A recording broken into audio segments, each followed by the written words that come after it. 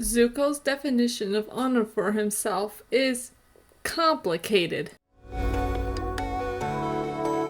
It's quickly established in the very first episode of the show that Zuko believes he lost his honor, and that the only way he can get it back is to capture the Avatar, a person destined to save the world. The Avatar that also hasn't been seen for 100 years, going against the cycle of reincarnation every generation or so.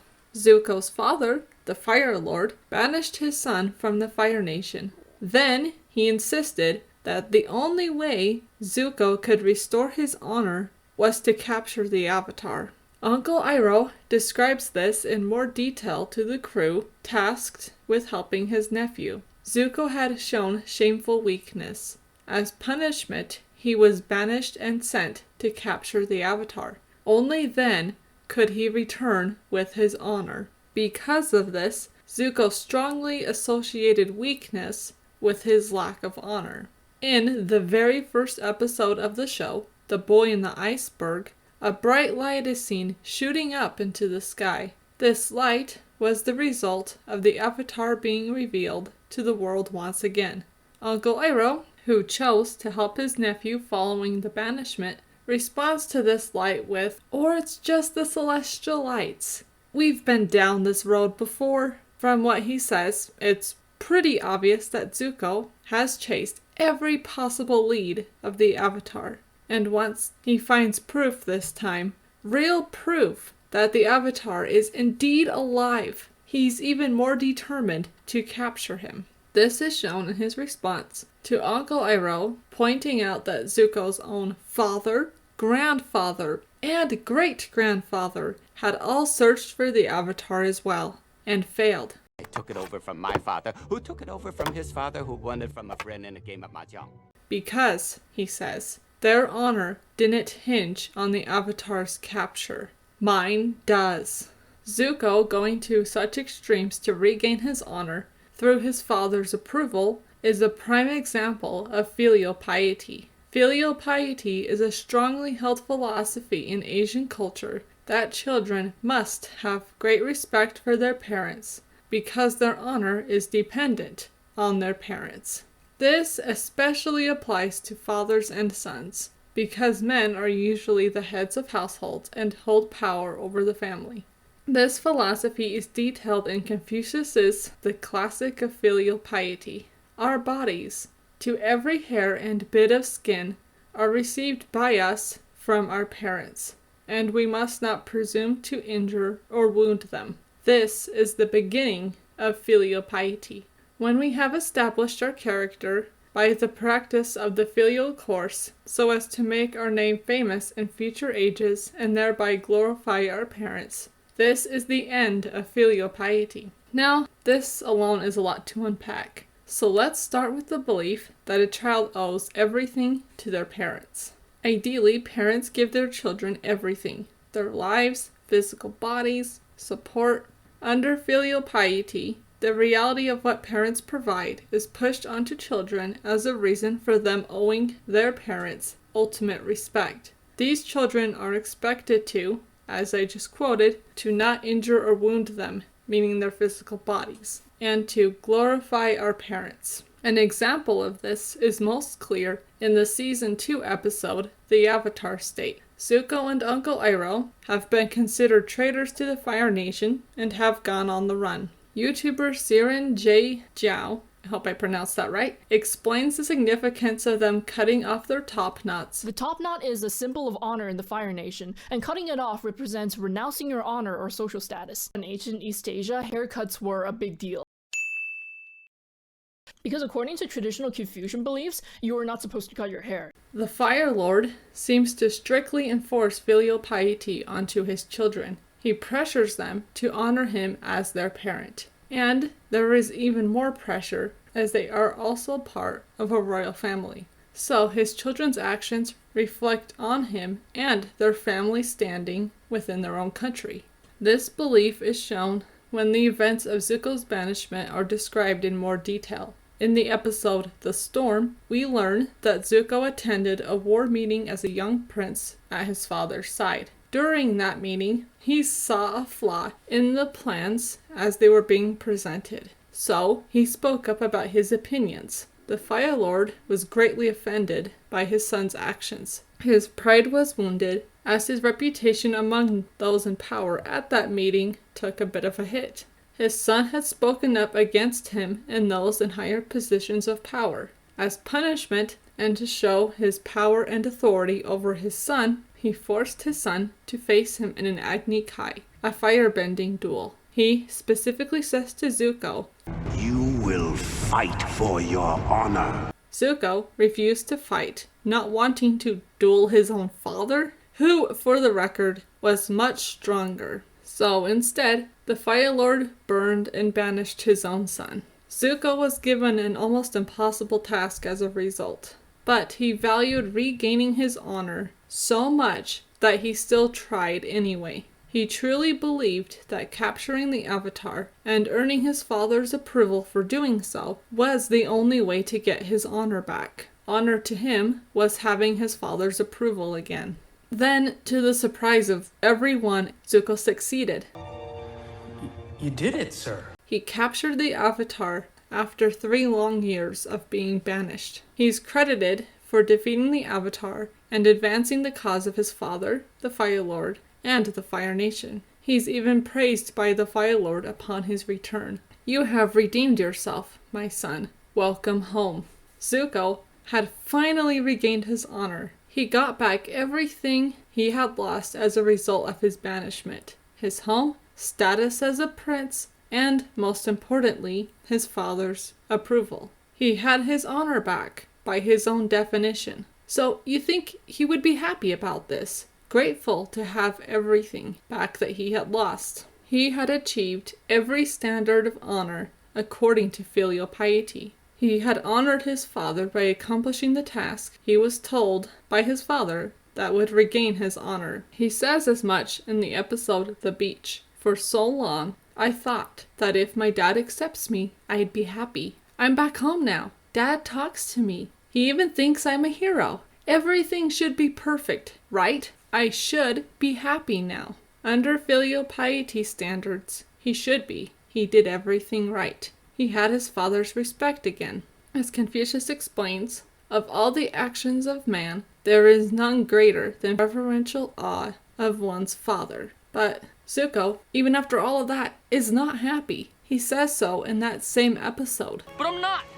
Once Zuko had what he worked so hard to get, his own definition of honor is really challenged. I really think for the first time in his life. He had grown up with the understanding that honor meant having his father's respect and approval, both as a parent and as a ruler, only to realize that this version of honor was not what he really wanted or was truly happy with. As he says to the Fire Lord's face during an eclipse in The Day of the Black Sun Part 2, "For so long, all I wanted was for you to love me, to accept me. I thought it was my honor that I wanted, but really, I was just trying to please you." Here, Zuko separates his own honor from his father. Let me repeat that. Zuko separates his honor from his father. This is a significant step for him in redefining honor for himself, not relying on what beliefs had been forced upon him throughout his whole life. "I reject your reality and substitute my own." Filial piety would go as far as forbidding Zuko from not even confronting his father in this way. Openly disagreeing with him as a superior, ruler, and especially parent goes against filial piety entirely. Children can technically bring up a problem to their parents, but they are expected to drop whatever that problem is if their parents disapprove in any way. In serving his father and mother, a man may gently remonstrate with them, but if he sees he has failed to change their opinion, he should resume the attitude of deference and not thwart them.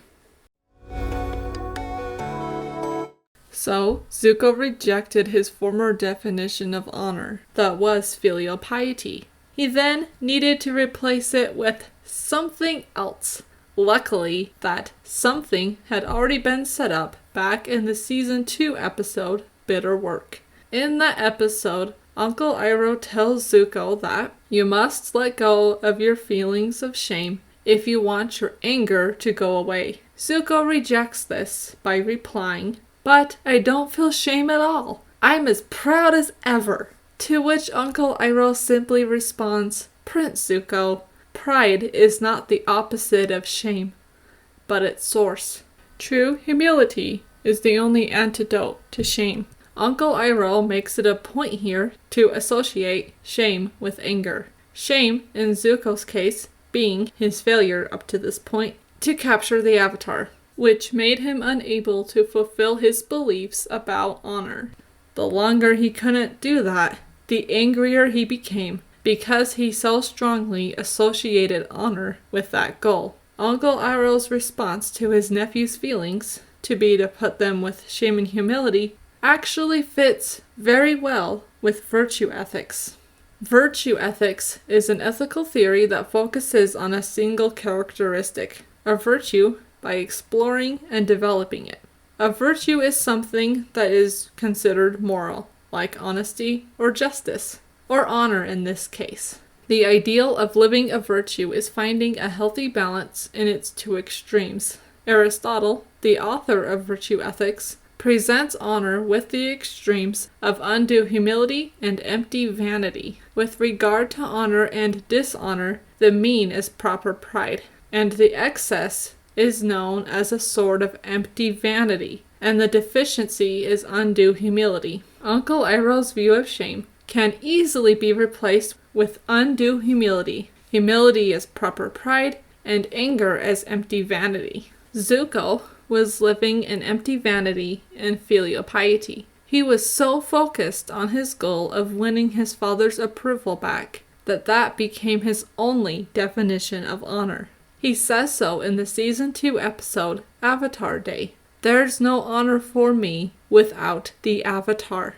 When he gets that approval back, he ends up at the other extreme, empty vanity. He had pride in doing what his father said would get him his honor back, capture the Avatar. But then he realized how empty he felt, even after reaching his goal of what he thought his honor had to be. So, he rejected that definition and his father, resulting in his concept of honor finally moving to that middle ground. A middle ground that Aristotle explains with, "The proud man, then, is an extreme in respect of the greatness of his claims, but a mean in respect of the rightness of them, for he claims what is in accordance with his merits, while the others go in excess or fall short."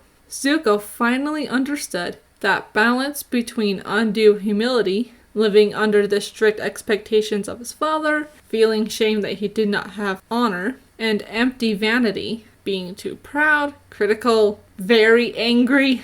He could have chosen to continue living in empty vanity once he returned to the Fire Nation, but he didn't, and chose instead to question his own definition of honor. Like he says in The Day of the Black Sun, Part 2, "Growing up, we were taught about how the Fire Nation was the greatest civilization in history, and somehow the war was our way of sharing our greatness with the rest of the world." Zuko could have chosen to not question these beliefs, and so could have become very proud and lived in an empty vanity because of his accomplishments and the accomplishments of the Fire Nation. So, Zuko's own definition of honor was no longer dependent on his father's approval or lack of it. It became the results of his beliefs, his choices, his actions. He states his new view most clearly in the episode, The Firebending Masters, while talking to the Avatar. "Hunting you was my drive. It was my purpose. But now I have a new drive. I have to help you defeat my father and restore balance to the world." He finally found his middle ground in the virtue of honor with his drive, in his words, which had shifted from a goal set by his father to his own purposes in helping the Avatar and ending his father's reign as the Fire Lord. It's fitting, then, that the middle ground, or the mean, in Aristotle's words, doesn't get a label. It's a constant back and forth between two extremes, with one never getting more priority over the other. Everything's kept in balance. Shame and anger, humility and vanity, inadequacy and confidence. If you really, really wanted to put a definition to Zuko's honor in a way that better fits with his new views at the end of the show, I think it would be something kind of like this. Honor is respect for myself and others. It is influenced by others as their opinions and reactions reflect my actions towards them. However, I determine my own honor, and my actions will prove my honor.